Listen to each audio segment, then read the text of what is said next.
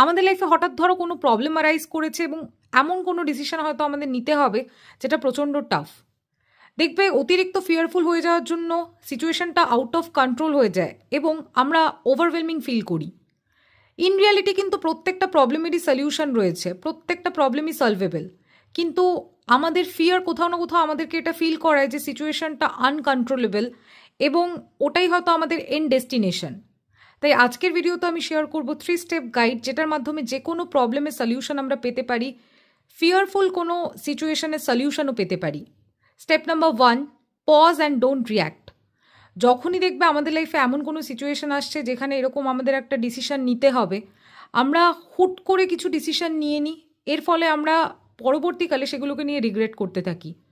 তাই যখনই এরকম কোনো ভাবনা চিন্তা তোমার মাথায় আসবে, বারংবার নিজেকে প্রশ্ন করো, আমি যে ডিসিশনটা নেব সেটা পরবর্তীকালে আমার লাইফে কী ইম্প্যাক্ট ফেলবে। Step number 2, use pen and paper. Sit down with pen and paper. তোমার লাইফের যে প্রবলেমটা তুমি বর্তমানে ফেস করছো সেটাকে তুমি লিখে ফেলো, তারপরে তার যত পসিবল সলিউশনস রয়েছে সেগুলো লিখতে শুরু করো।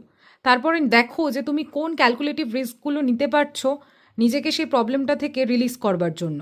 স্টেপ নাম্বার 3, এই সময় কি হয়, আমরা প্রচণ্ড রকমভাবে ওভার এক্সাইটেড হয়ে যাই, আমরা ভুলে যাই যে আমাদেরকে কোনো ডিসিশন নিতে গেলে প্রচণ্ড কামলি নিতে হবে।